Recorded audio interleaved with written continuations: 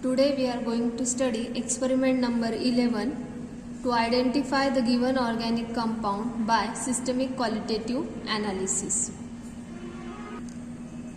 So this is our compound which we have to identify, and as usual we are going to perform the qualitative analysis in 3 steps. First one, that is preliminary test, second one elemental analysis, and third one is group detection. You can see that here you can observe simultaneously the compound. The state of the compound is solid. Okay, so compounds having high molecular weight, aromatic acid, carbohydrate, phenol, amino acid, etc. may be present. And this is not a colorless compound. Okay, this compound is colored. So here we can say that it is deep color, either red, yellow, orange, greenish yellow or brown. You can see that this is brown color. So nitroanilines, nitrophenols, azo compounds, nitro compounds, aminophenols, higher aminophenols or aromatic amines may be present. The odor of the compound is phenolic. So phenols and naphthals may be present. Next test which we are going to perform is effect of heat. For that purpose we have to simply take a compound in a test tube and heat it on a burner and observe simultaneously the observations which are mentioned in the table. In test tube I have already taken a compound and now I am going to heat it.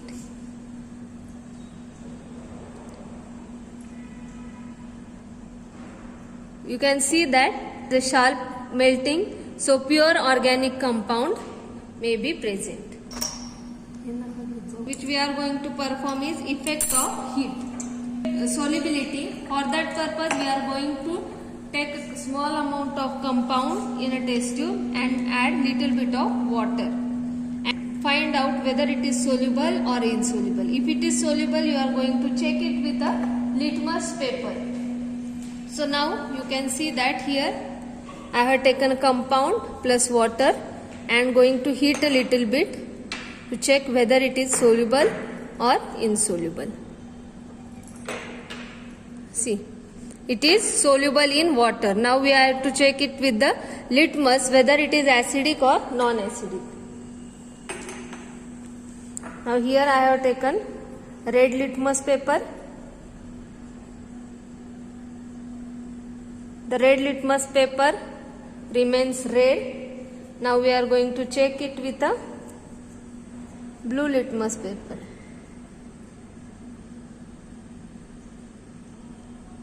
See, this blue litmus paper, it turns red. That means the compound is slightly acidic in nature. Here red litmus remains red and blue litmus, it turns slightly red. So acidic converts blue litmus into red. So our compound's nature is slightly acidic.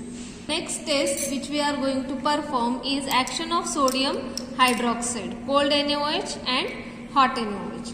So here again for that test we have to take small amount of sample.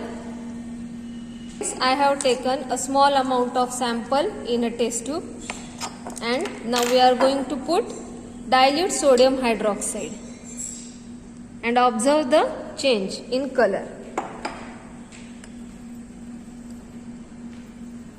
So you can see that it gives, there is a change in color in case of cold NaOH also. I will add some little bit more.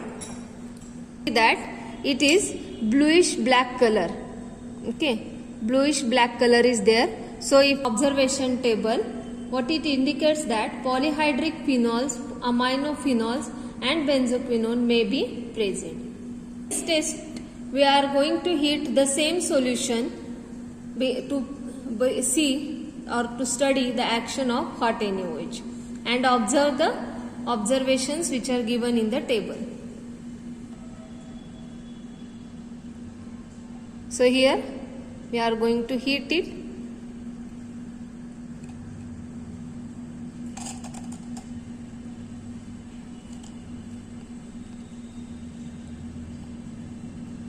test tube you can see that there is a yellowish green color. Development of yellowish green color is there after heating with a NaOH. See, there is a development of yellowish green color. So what is that? Resorcinol may be present. That is action of sodium carbonate. For that test we have to take small amount of compound in a test tube and add sodium carbonate solution. In a test tube I have taken this sodium this compound and we are going to add sodium carbonate here. And you have to observe whether there is a effervescence or not. You can see that there is a little bit of effervescence.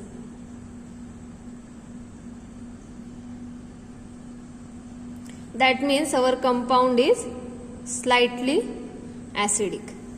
Next test is action effect of concentrated H2SO4. Compound plus concentrated H2SO4 and observe whether there is a blackening with effervescence, without effervescence, effervescence but no blackening, no effervescence, no pungent odor, like that. Okay.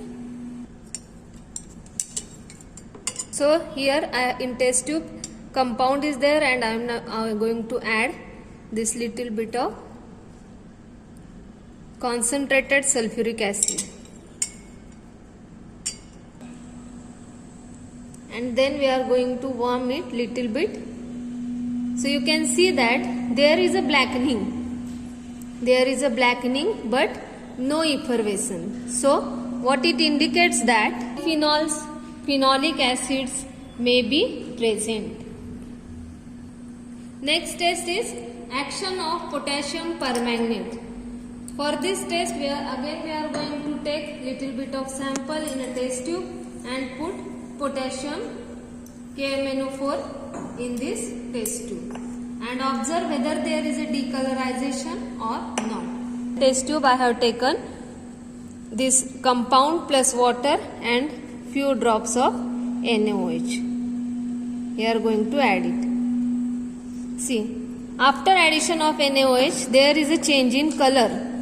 After addition of potassium permanganate there is a change in color.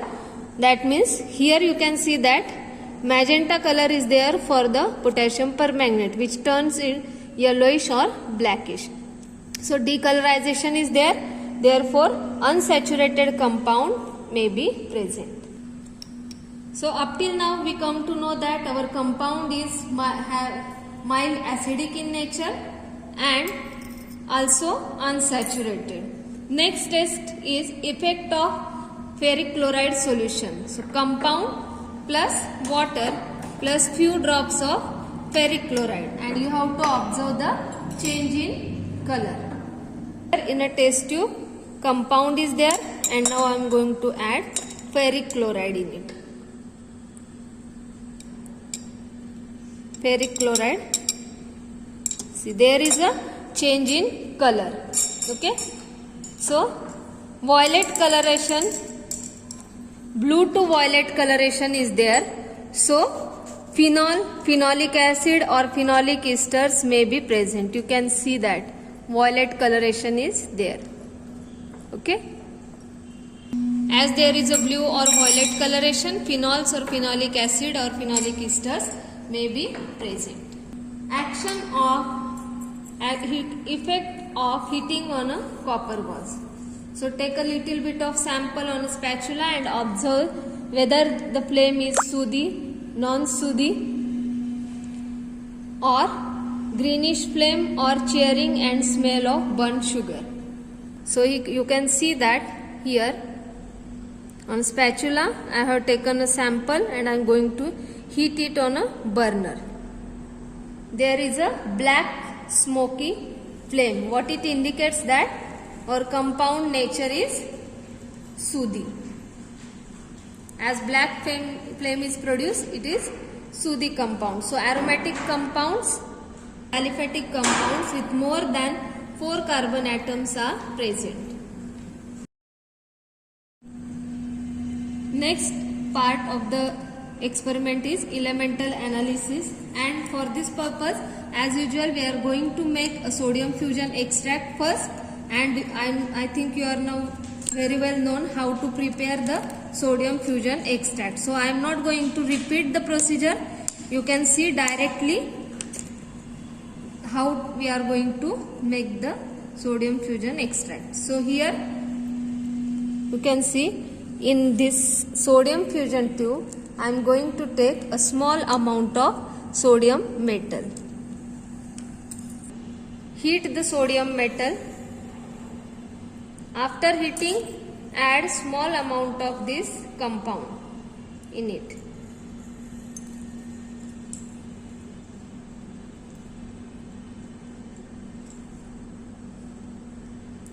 And again heat the sodium fusion tube till it becomes red hot. So now you can see that the test tube, this sodium fusion tube become red hot. I am going to pour it in a evaporating dish containing water and cover immediately with the wire gauze.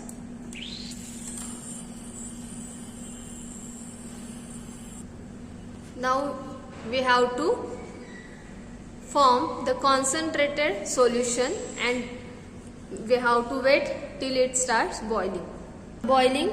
Now we are going to filter it by using our traditional method.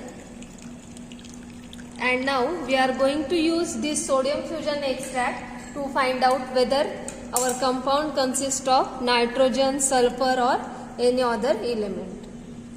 First we are going to perform Prussian blue test, and for now you can see that here in test tube I am going to take this sodium fusion extract. In that we are going to add this ferrous sulfate crystals. Few milligram of ferrous sulfate crystals here. Then after that going to add sodium hydroxide solution. Sodium hydroxide, here you can see I have added the sodium hydroxide. Then we have to boil it.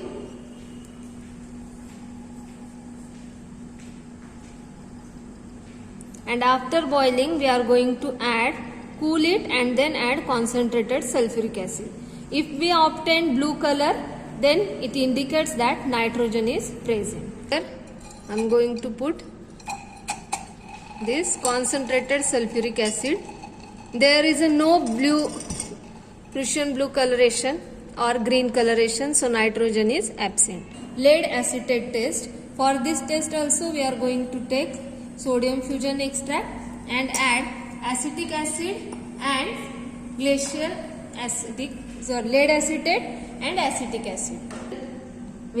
Now we are going to add acetic acid and lead acetate. If there is a black coloration is there, then sulfur present. If black coloration is not there, sulfur absent. So here you can see sulfur is absent. Next test is test for nitrogen and sulfur, but as you know nitrogen is absent, sulfur is absent, so this test is also absent. So it will not give the positive color result for the test. Our group is group 1 CHO, as nitrogen is absent, sulfur is absent, and our compound nature is phenolic, acidic phenolic. So now we are going to perform directly the test for phenolic compound. First test, that is sodium, this compound plus sodium hydroxide. If dissolved completely, then phenolic OH is present in compound, and this I am going to add sodium hydroxide.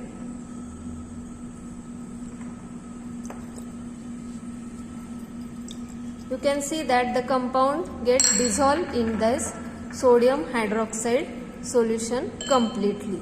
So phenolic OH is present. That is compound plus water plus ferric chloride. If there is a means we have to observe the change in color, and accordingly the compound is present. Plus water, and we have to put 1 drop of ferric chloride. So here I am going to add this 1 drop.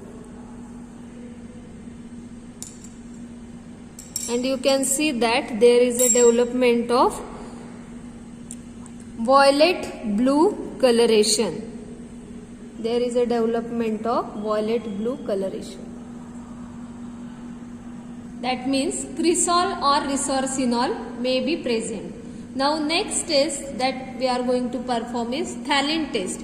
For this test we have to take phenol plus phthalic anhydride plus concentrated sulfuric acid. If red or blue coloration is there, this again we have to observe these color changes, and accordingly our compound is present. Take this phenol, our compound is nothing but the phenol. Then we have to add phthalic anhydride in it. So this is phthalic anhydride.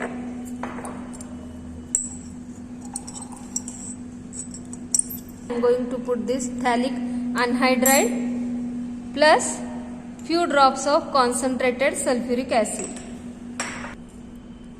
So here concentrated sulfuric acid.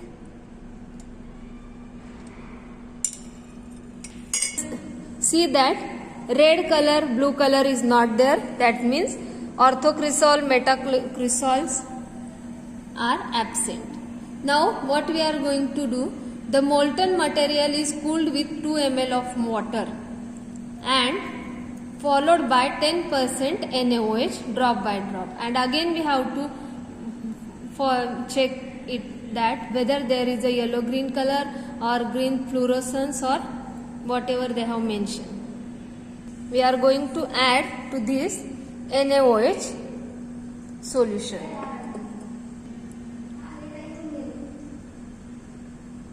And we have to add this NaOH till it becomes alkaline. You can see that as I am adding this NaOH, there is a development of fluorescence green color. You can see there is a development of fluorescence green color. As and when this solution becomes alkaline, it is going to become a green fluorescent. Okay, so here what we can say that the resorcinol is present.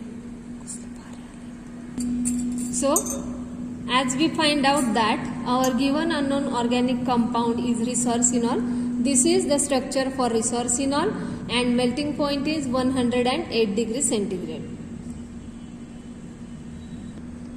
So the given organic compound was having 180 degree melting point and the elements and CHO functional group. Therefore, with the reference to the literature, the compound may be found to be resorcinol.